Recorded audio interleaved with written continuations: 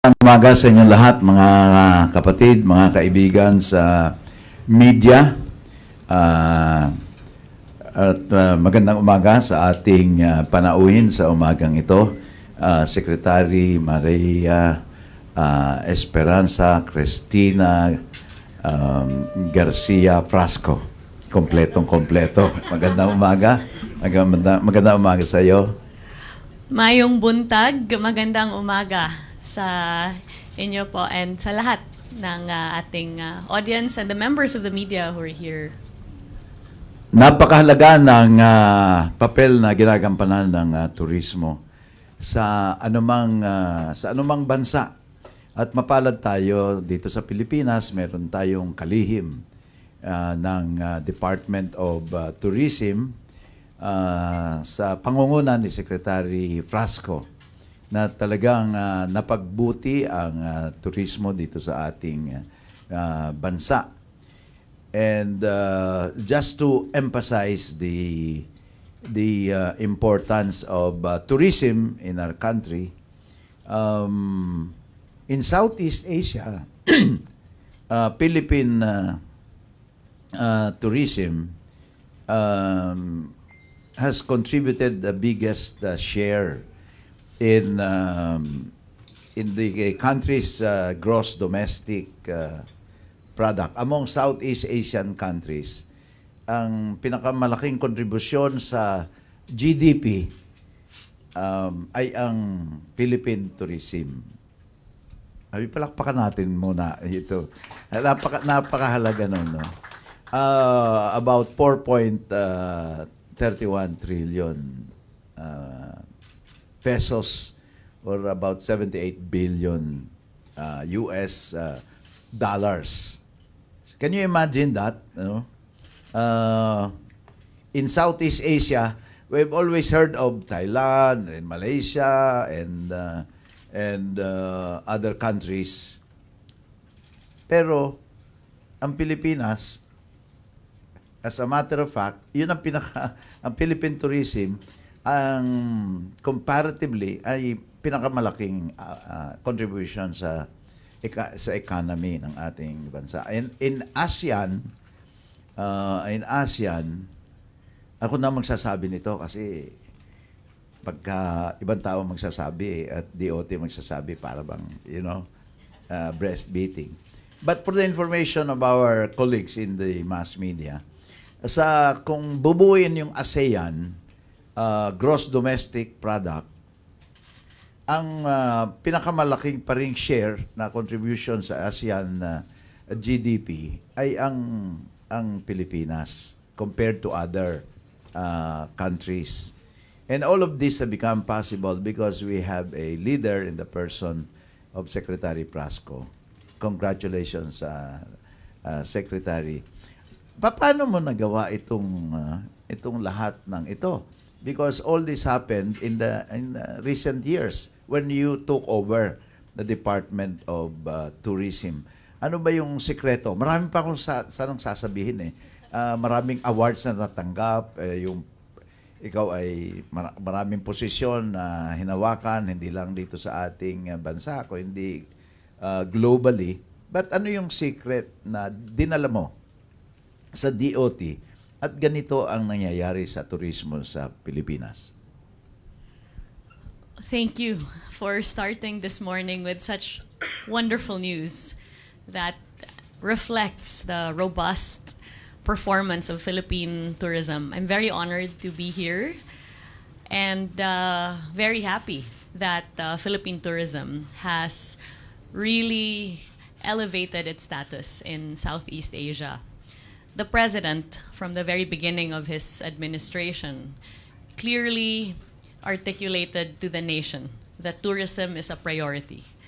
And with that, he rallied the government agencies from national to local, as well as the private stakeholders to come together to address the challenges that confronted the industry, especially and immediately after the pandemic.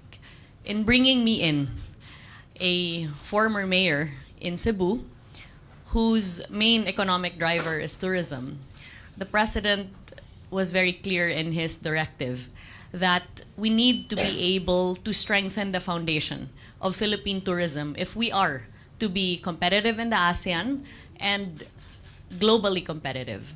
And that is why we rolled up our sleeves and did a proper due diligence, first and foremost, to try to examine the pillars of tourism that needed intervention in the short term, in the medium term, and in the long term. And the most prominent intervention we found was infrastructure. Our roads that lead to our tourist destinations, our airports that receive our tourists, our seaports that connect our islands across the country. With that, we crafted the National Tourism Development Plan from 2023 to 2028, the primary objective of which was to introduce infrastructure, connectivity, and digitalization into the tourism landscape. This is followed by a focus on ensuring that we enhance the entire tourism experience. Because what we've learned from the pandemic experience, from global trends as well for travelers post-pandemic, is that people are seeking positive experiences. People are willing to spend more and to stay longer if we are able to provide them with a convenient and comfortable journey and one that brings value to them as travelers. So enhancing the overall tourism experience also became our one of our main focus. In addition to this, the President wanted that we introduce the Philippines to the world, not only from the lens of fun and adventure, of which we are very strong, but also, most importantly, from the strength of our identity as Filipinos. That is very well manifested in our culture. Our food, our festivals, our songs, our dances, the stories of the communities that we have all over the country that have not yet been fully told to the world. So then we crafted programs that focused on opening up the eyes of our travelers and our tourism stakeholders that there are offerings in the country, in our popular destinations and in our emerging destinations that can be diversified. And diversification, of course, leads to more markets, new markets, and more spending from our tourists. So it's been this focus on basic development and this recalibration of the value proposition of Philippine tourism, which we at the Department of Tourism believe has given Philippine tourism an edge. Well, tourism, Secretary, means jobs. And in 2023, 9 million Filipinos were employed in the tourism sector, and that's about 18.7 million of our percent of our total employment. Again, kudos to the Department of Tourism, and because of your initiatives, of your leadership in the Department of Tourism. Recently, the country again was put on a spotlight because the country achieved several awards in the recently held World Travel Awards. Can you imagine garnering so many accolades, leading Asia's leading dive destination, Asia's leading beach destination, Asia's leading island destination, Asia's leading wedding destination, that's Cebu, the best campaign, Love the Philippines, and there are other awards. There are so many, I could not remember all of them. And Secretary, 2019 was supposed to be the banner year in Philippine tourism. as far as the hotels were concerned, 2019 registered one, if not the highest revenue as far as revenue was concerned. But Philippine tourism has surpassed the 2019 receipts already. Will there be more? I mean, as far as tourist arrivals is concerned, international tourist arrivals, will we hit more than 8 million? Kasi ang target nyo lang 7.7 by the end of the year.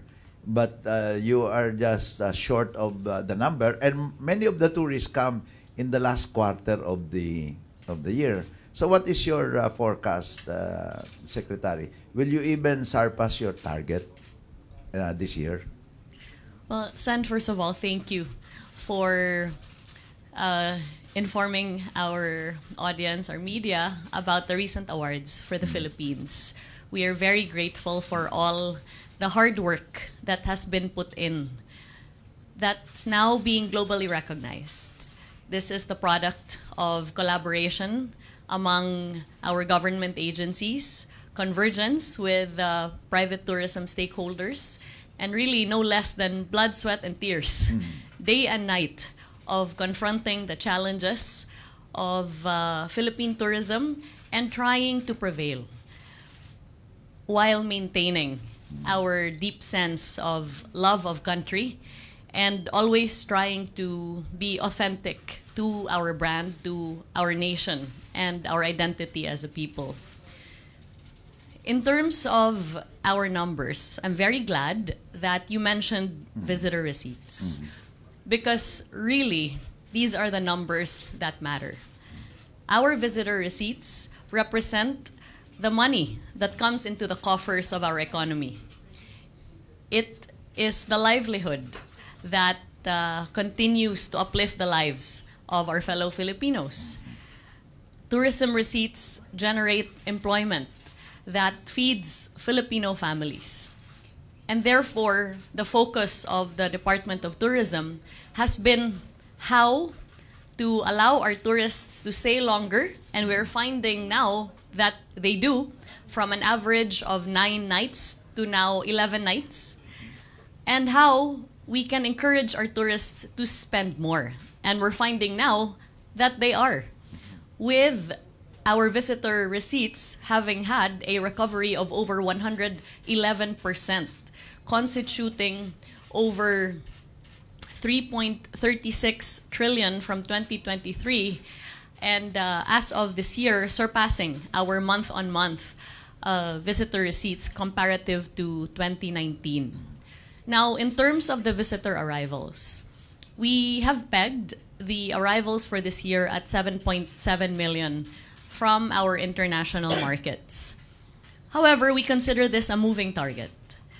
On one hand, we do have tailwinds in a sense that there is robust interest in our domestic tourism performance, as well as from our markets all over the world. On the other hand, we do face headwinds, especially in terms of visa policies, entry into the country, which, comparative to our ASEAN neighbors, are not as liberal as we would want it to be.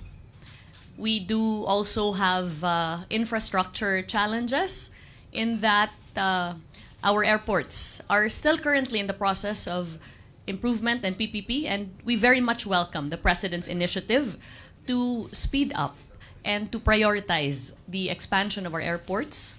And then we have the availability of seats coming into the country, where comparative to our ASEAN neighbors, we stand at around number 6 in terms of the number of seats. So, faced with these challenges, as well as a host of many other extraneous factors over which we don't have any control, we are being very realistic about the targets that have been set, and we are preparing for these challenges that we continue to handle. So I don't want to predict that we're going to exceed the target, only that we are working as hard as we can to ensure that we stay on the right track, especially in terms of the visitor receipts, for which we have already seen a 111% recovery. Secretary, you see, beside this room is a gathering of Southeast Asian visitors in their resplendent costumes. Andyan, iba-iba. Andyan dyan. Tsaka lahat ng kwarto dito, mga function rooms dito, sa Manila Hotel, occupied occupied lahat. No? So, salamat sa inyong initiatives to bring more tourists to our country. Given all these limitations that you said, our airport still needs a lot of improvement. One time I mentioned that to you and you said this, hindi ko kasi jurisdiction pa yan eh. No? Pero, despite all these limitations, the number speaks for itself that the Department of Tourism is really doing its very best that to achieve higher goals despite all these limitations. Is being a lawyer and a local government official, a mayor for 3 terms of Liloan, Cebu, help you in attending to your task as Department of Tourism Secretary? May advantage ba tayong mga abogado? At saka yung naging local government official. Ano yung itong background na ito na dala-dala mo, na paano nakatulong ito sa iyo, sa iyong trabaho? Being both a lawyer and a mayor has helped me immensely in navigating the task of being Secretary of Tourism. Well, first, I practiced law for nearly 10 years with Romulo Mabanta, and I handled commercial litigation and international arbitration. So this background helped me very much, especially in terms of having a deep appreciation for the necessity of ensuring that all government transactions that we engage in are absolutely in compliance with regulation and also advantageous to government. On the other hand, in terms of being mayor, the work of being on the ground, being with the people, being with the community, and understanding what it is that is needed by destinations to thrive has really been very helpful to me personally in identifying the priorities of the Department of Tourism and in exercising our mandate. I have made a very conscious effort to reach out as far as I can to our local government units across the country. Not just in words, but more in action. I make sure that I'm able to be on the ground as much as I can to see for myself what are the necessities of the destination that need government intervention. To talk to the mayors, the governors, the district representatives who have an intimate understanding of what their people are in need of and how we can come in to, not to impose our idea of how their destination should be developed, but rather to work with them, to align with their vision for their LGUs. Being a mayor has also helped me understand that the work of tourism does not merely involve promotion, but more importantly, basic development. Interventions in tourism development are absolutely essential and critical in order to be competitive. If you don't have the proper roads, if you don't have a working drainage system, if you don't have storm surge protection in your coastal destinations, if you don't introduce sustainability measures in tourism destinations, you cannot expect these destinations to thrive and to provide continuous livelihood to the communities. And so it's been this very local perspective that I have tried to bring to national government, and which I believe has helped us craft meaningful programs that have a direct and immediate impact on the people. One concrete example is our construction of tourist rest areas all over the Philippines. The need for clean restrooms is very basic, yet it is often very neglected.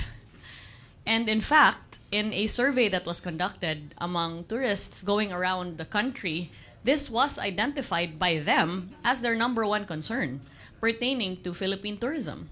So we didn't waste any time. We partnered with our attached agency, TIAZA, and our LGUs across the country, and we've already constructed 10 tourist rest areas with 22 more forthcoming. In fact, we recently broke ground in Iloilo, in the mountains of Iloilo, in Misamis Oriental, and next week I'll be in Sulu for another groundbreaking of a tourist rest area.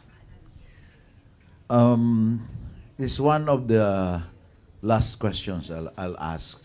You are also your record as leader in Philippine tourism has not gone unnoticed. You're vice president of a United Nations General Assembly on tourism body. You are also chairman of an East Asia Pacific tourism body. You're a mother of four kids and young children.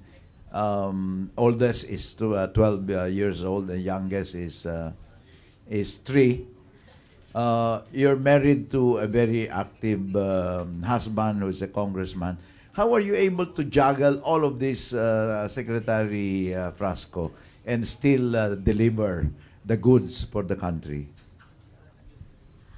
With a lot of struggle and a lot of help from our team, my family. I feel very blessed that first, my family is very supportive. They have been with me throughout this transition, this journey. Even the moving to Manila has been quite a challenge, but they've been with me through thick and thin, including my immediate family as well, my mother, Governor Gwen. Our DOT family has really risen to the task, and I'm very glad that they see the value of the hard work that needs to be put in day and night in order to really allow tourism to thrive as much as it can. And so what we've done is really just to be very focused on all the directives of the president, as he does have a very deep sense of urgency in terms of executing our plans. And second, to ensure that we don't just talk about what we want to do, but rather that we execute projects and programs that are immediately felt by the people.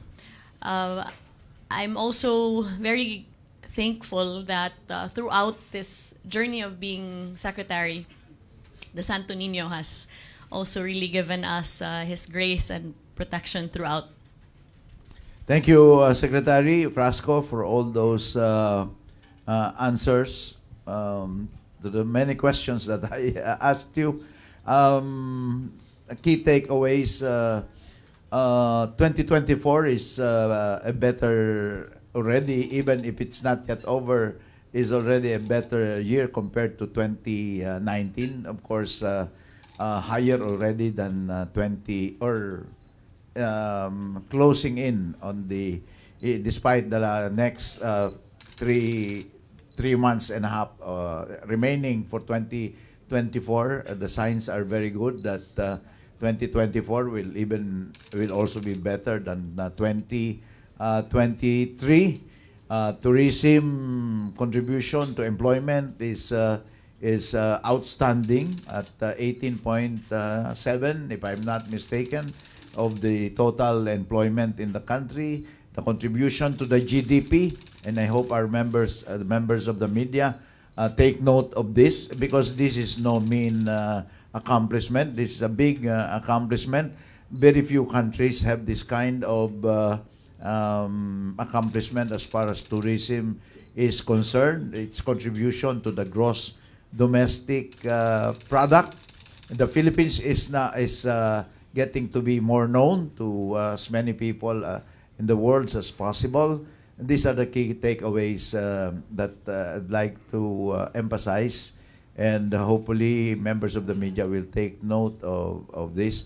And we have been recognized, we have been awarded so many things by prestigious organization like the World Travel Awards.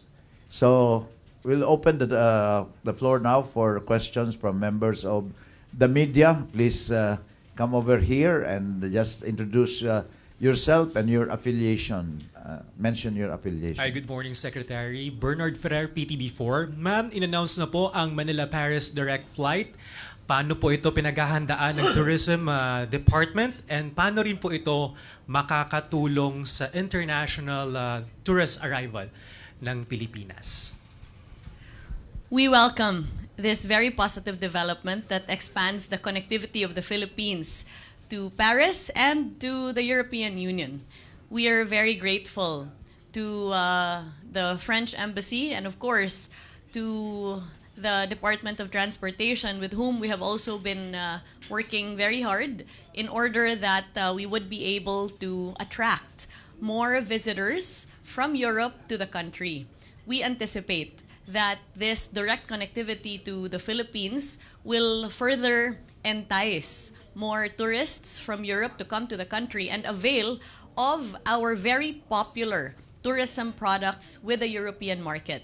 That include, of course, our award-winning beaches, our adventure offerings, and our dive tourism portfolio, since the Philippines has also been recently awarded as Asia's leading dive destination, and we now have 120 dive destinations across the country, and we're increasing diver safety by adding more hyperbaric chambers across our dive destinations.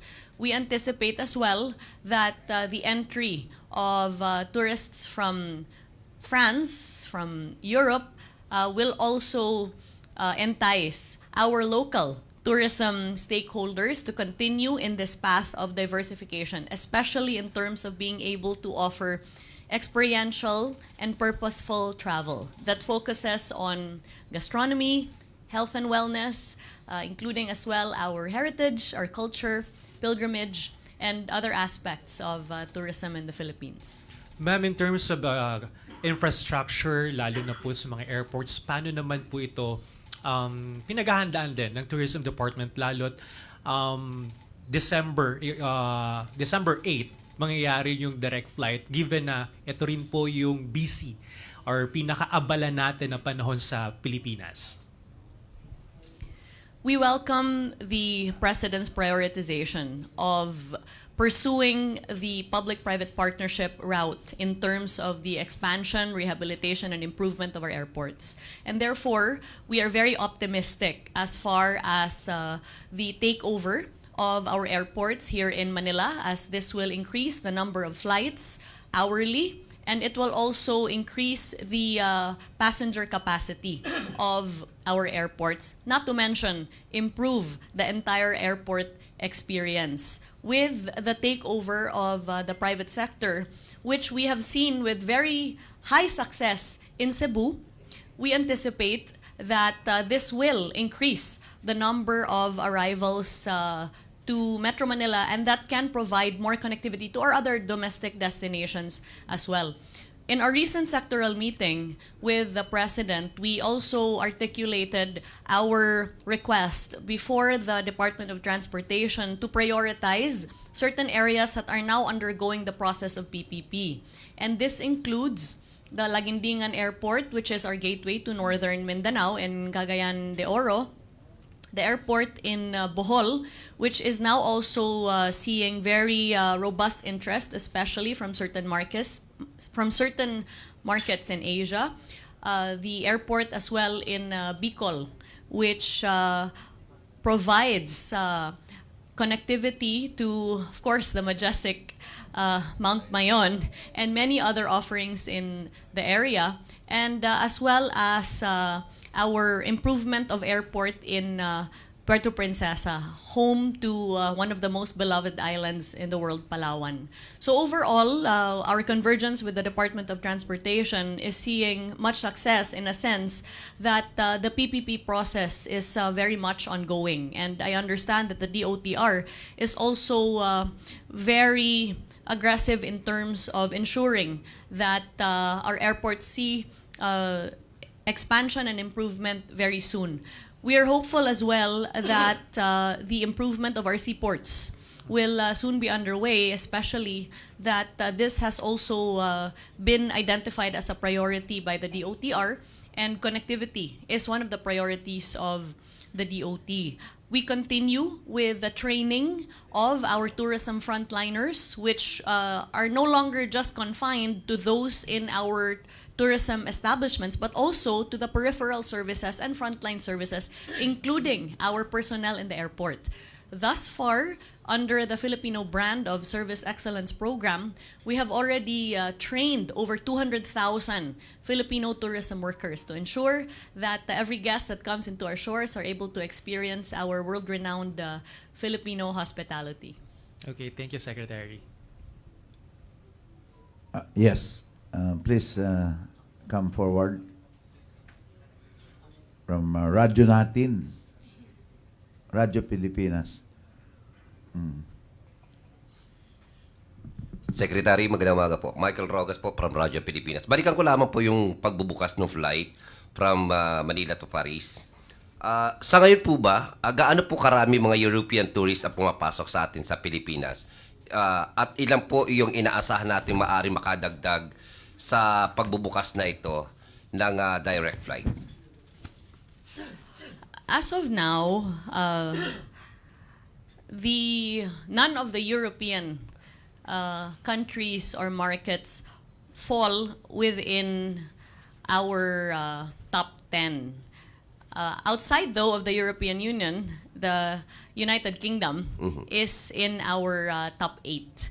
And therefore, yung layunin natin is mag-increase yung ating arrivals from that side of the world. No, as of today, we have already received over 4.1 million international visitors, and we anticipate that with this direct connectivity to Europe, syempre madadagdagan yung ating mga bisita from those markets. We do have tourism attachés that we've assigned all over the world and who continue to increase demand in terms of global awareness for our destinations. And we have campaigns that are ongoing in Europe as far as promoting the Philippines and to prepare also for the arrivals from Europe. Sa ngayon po ba, may nakikita na tayo na posibleng mga lugar na maaring puntahan po nito mga European tourists na ito, Secretary? From our survey of tourists from Europe, we have particular tourism products that are very popular with them, foremost of which are our island destinations that offer beach, leisure, and adventure. Of course, very popular are the islands of Cebu, Palawan, as well as Siargao for surfing, and emerging also is Bohol as an eco-tourism destination. We're also very optimistic in terms of the opportunities for dive tourism. And as we know, Batangas offers a very competitive and wonderful marine biodiversity experience, and Palawan is also able to offer that with Tubataha, as does Negros Oriental with their dive tourism, and Cebu, of course, with Moalboal as well as Malapascua. we anticipate also that experiential tourism will really be one of the banner products for Philippine tourism with our European tourists, especially that we are now very much focused on developing our gastronomy tourism portfolio, our health and wellness tourism portfolio, as we are also hosting the International Health and Wellness Congress this year, and to include also our heritage tourism that offers a view into our history in our destinations. Tama-tama din po dahil by Saturday, sisimulan na rin po ng DOTR yung pong pagbibigay ng kanilang koordinasyon sa San Miguel Corporation bilang operator po natin sa mga terminals po natin dito sa NAIA. Gaano po kalaki ang inaasahan po nating improvement dito at maitutulong po sa ating turista ito po pagsasaayos po ng ating mga airports, especially po dito po sa NAIA, Secretary? I understand that the private proponent that will be taking over our NAIA terminals has very globally competitive plans for the airport. And so we anticipate a great turnaround in terms of the infrastructure, the experience, the seamlessness, and the introduction of digitalization. We're actually working with them at the moment as we are launching in a few months our transit tours in relation to our Philippine hop-on, hop-off bus tours. So in the airports here in Manila, we will soon have the offering for our transit passengers who have a few hours in the country before they go to their onward destination. And they'll be able to purchase a ticket and go around the offerings of Metro Manila and get to know the country in just a number of hours. In addition to that, we're also working with a private proponent in launching a medical tourism and wellness lounge in our airports that mimics our neighbors who have very popular medical tourism products. So we're all very excited and optimistic by the privatization of our NAIA terminals. Ma'am, after po ng pandemic, gaano kalakihin na po yung nalikang trabaho ng turismo sa ating pong bansa? Sabi po ng Philippine Statistics Authority, as of 2023, yung count nila of the direct employment in the Philippines in terms of tourism is pegged at 6.21 million Filipinos. According to the World Travel and Tourism Council, which considers both the directly employed and indirectly employed in tourism, over 9 million na po yung na-employ ng tourism in 2023. The good news is that throughout this process of counting tourism employment, we have engaged NEDA as well as the PSA and advocated with them that we need to be able to expand our count of tourism employment, not only to those that are directly employed, but also those that are employed in the entire tourism value chain. Kasi ang dami pong nagkakaroon ng trabaho dahil sa turismo, not necessarily by way of a formal contractual agreement with hotels and accommodations, pero kasali na rin doon yung ating mga transport operators, pasalubong makers, suppliers ng mga goods sa ating mga accommodation establishments. And so that conversation with NEDA and the PSA has led them to insert an expanded question in the first quarter labor force survey for 2024. And according to them, as far as tourism is concerned, over 16 million Filipinos are now employed by tourism in 2024. So 16? 16 million. 15 million, 1.5. 16. 1.6. Yes. We can provide you with a copy of the results of the labor force survey for the first quarter. Ma'am, ano po yung mga lugar? Baka meron lang tayong idea kung ano yung mga lugar na mas dumami yung trabaho ngayon in terms of tourism. Yes. Actually, the count is nationwide. No? And the comparison in terms of the increase in tourism numbers is also broken down per region. So, mabibigay po namin sa inyo yung datos na iyon. And basing on our tourism performance per destination, yung nakikita natin na top contributors in terms of arrivals, receipts, and employment, first, yung NCR, because they have the airport that leads to our destinations in this area and across the Philippines. Second, yung Cebu, that is followed by Batangas and the Rizal area. And of course, we have Aklan, home to the world-famous Boracay. I was just there yesterday. It's beautiful. And several other places in the country. Ma'am, last question na lamang po. Ano po yung top 10 countries natin in terms of tourist arrivals po natin? At sino-sino po sila? South Korea continues to be our number one international market. They have already contributed over 1.1 million rather to our international arrivals as of today. That is followed by the United States and also Japan.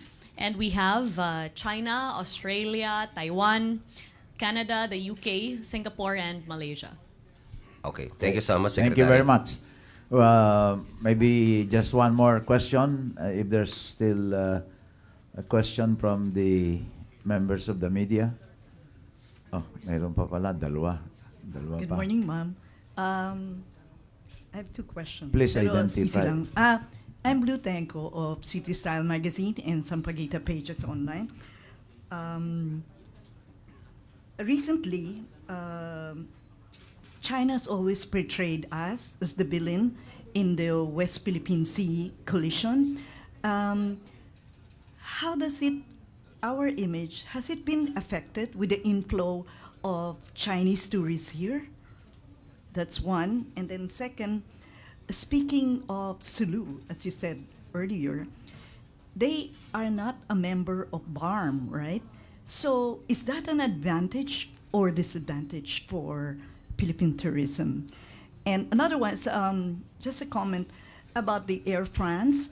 Many, many years ago, Air France and Alitalia was serving our airlines, and it was also a venue for our OFWs because it's easier for them to come home direct. So they are encouraged to come home and be with their families and also go around the Philippines. I have a group of friends who lives either in Italy or France, and this is a very good step to have an airline that in Europe that is direct flight here to Manila. So going back to my first question, has China, the bad image that China always portrays us as the villain in the West Philippine Sea collision, has it affected the inflow of tourists, Chinese influx here?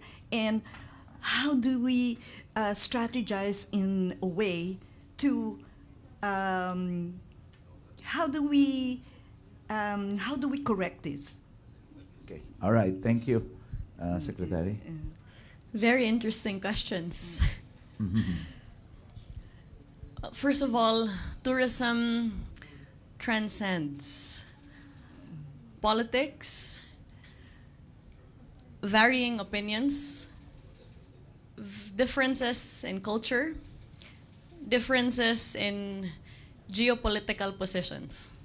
And the work that the Department of Tourism has done has been to continue to champion Philippine tourism all over the world, wherever that may be. We have not stopped in terms of promoting the Philippines as a top-of-mind tourism destination. And I personally am of the opinion that no outward portrayal can ever change the beauty of our country that is immediately felt by anyone that comes upon our shores, no matter the citizenship. We are one of only 17 mega-biodiverse countries in the world, an archipelago of 7,641 islands, over 100 ethno-linguistic groups, with a number of provinces, cities, and municipalities that are able to offer a diverse tourism experience and who welcomes anyone with open arms and treats them as family. No geopolitical situation has changed the image of the Philippines in terms of it being a destination to love.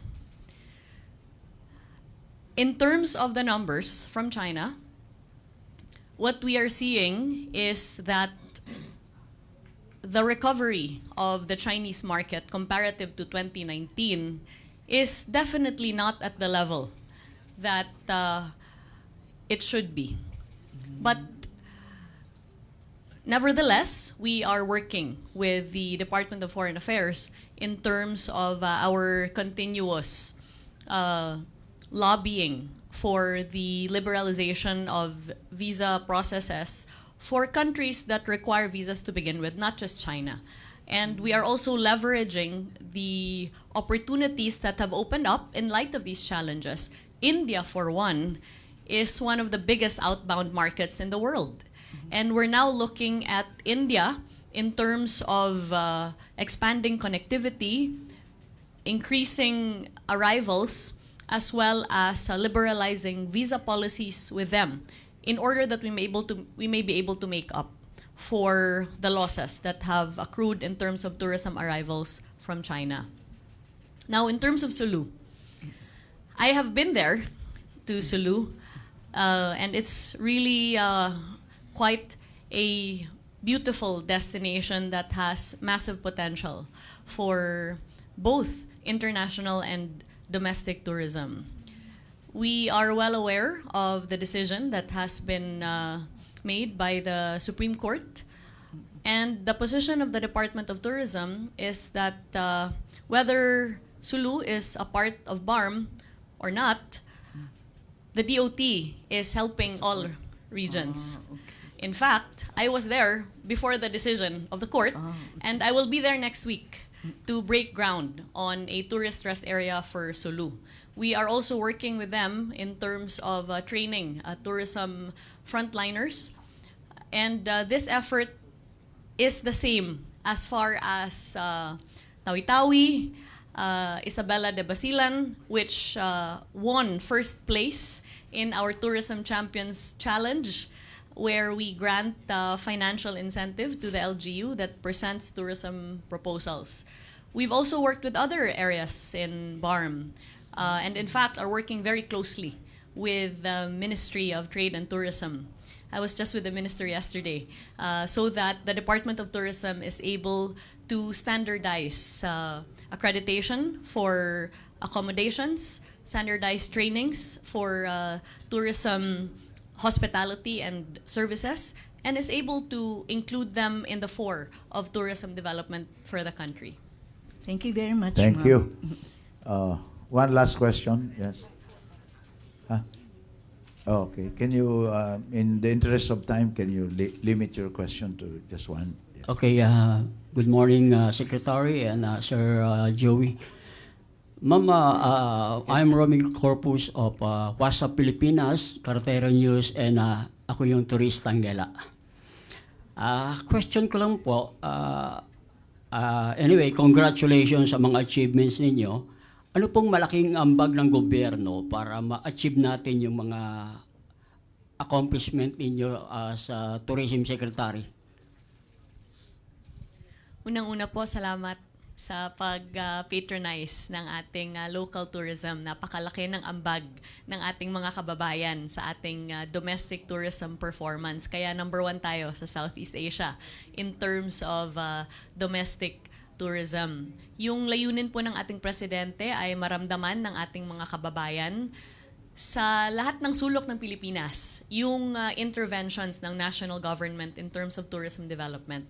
Kaya naman po nakikipag-ugnayan tayo sa ating mga LGUs, our mayors, our governors, our district representatives para matulungan natin sila sa kanilang mga local tourism development plans. Kasali na po dyan yung funding ng infrastructure, especially in terms of tourism roads.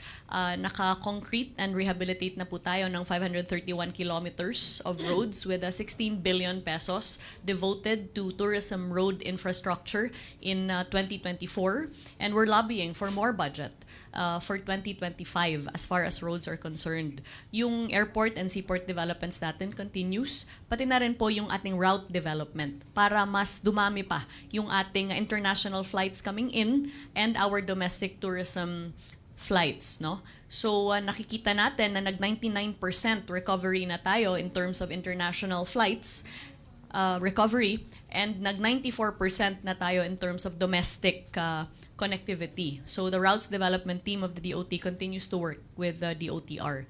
Yung digitalization ay isa sa pinakamahalaga na component ng tourism development. Kaya naman, nakipag-ugnayan tayo sa DICT.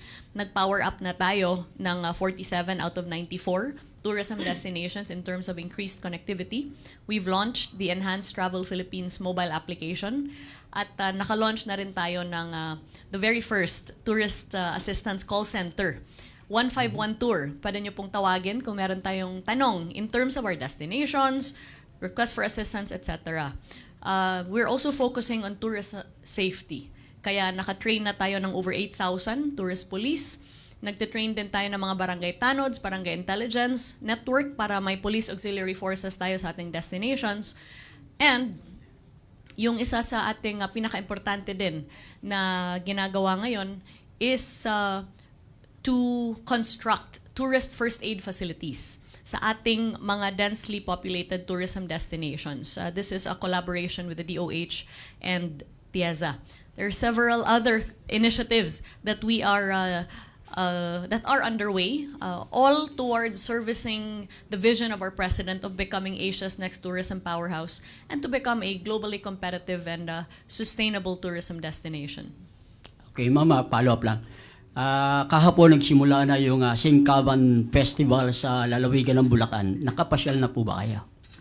Nakapunta na ako sa Bulacan dahil gumawa po kami ng I've traveled across that region already because gumawa kami ng Philippine Experience, Heritage, Culture, and Arts Caravan. I've not been to this specific festival, but I would be very happy to visit and participate.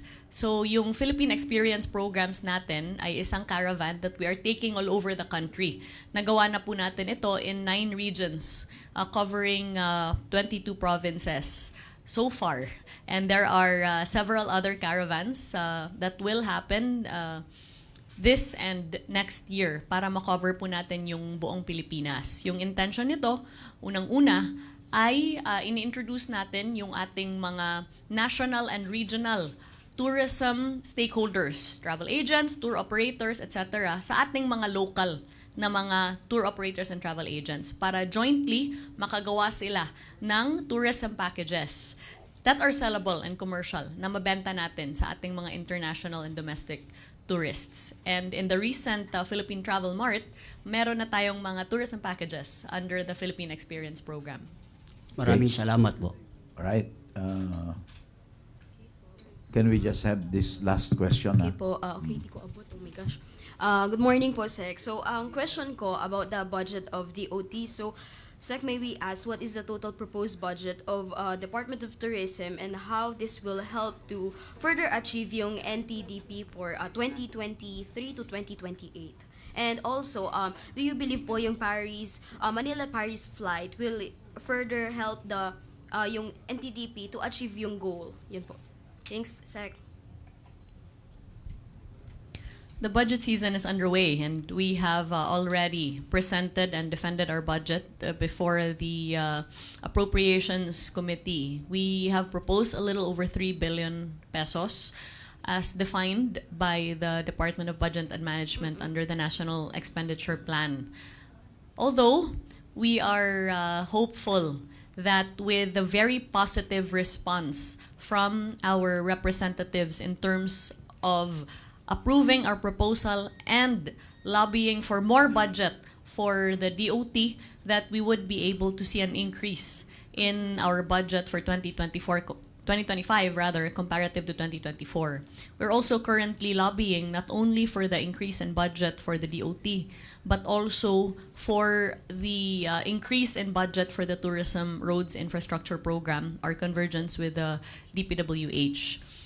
It really is a matter of ensuring that we invest rightly in the assets of the country. Tourism is one of the strongest pillars of our economy and contributes greatly to tourism employment and to our GDP. And comparative to our ASEAN neighbors, we're hopeful that with the appropriate amount of funds, we would be able to be competitive with our ASEAN neighbors because comparative analysis of the budgets of the ASEAN countries in terms of tourism really pegs the Philippines quite low. So we're hopeful that our representatives will support the Department of Tourism in terms of increasing our budget, and we hope for the same support from the Senate. Okay, maraming salamat sa inyo. Maraming pang gusto magtanong, but Last na lang. last na lang, sige. Good morning, Secretary. Way back 2012 po, kami po yung umpisa nung Puerto Princesa Underground River with late Mayor Hagedorn. Ang akin lang po ngayon is after pandemic po, ano po, any updates? Patuloy po yung popularity ng ating underground river in Palawan, and the island itself continues to gain global recognition. Our focus is to ensure the sustainable tourism development of Palawan, and we're presently working with our local government units there that ensure that we are headed in the right direction. So we're working with the government of Puerto Princesa, especially as I understand that they want to position the city as a MICE destination. We're also working with El Nido and Coron in terms of articulating the necessity of improving their sewerage treatment and water treatment facilities. And we have also already inaugurated a tourist rest area in Rojas, Palawan, and we have another one underway at Brooks Point in Palawan. We also see that the potential of Palawan lies not only in its northern destinations, but also in southern Palawan. And so we visited Quezon in Palawan, which is home to the Tabon Caves, and also a newly minted National Museum. So we're pushing for equity and tourism development for the province, and we're working closely with our local government units there in order that Palawan can continue to be the beloved destination that it is. Importantly, we see that connectivity to Palawan is critical. So we're working with the DOTR in terms of articulating our request for the expansion of the airport and also our routes development team for added flights, international flights to the destination. Thank you so much. Maraming salamat kay Secretary Frasco. Palakpakan po natin ang ating panawin sa Kapihan sa Manila Hotel ngayong araw na ito. Sana huwag kayong magsawa na pumunta dito pagka meron kayong, lalo na meron kayong mga anunsyo o mga announcement or mga bagay-bagay na gusto nyong iparating sa buong bayan at sa buong mundo. Once again, congratulations Secretary Frasco for a good job done for our country through your leadership at the Department of Tourism. Meron naman po kaming paalala sa inyo, token lang.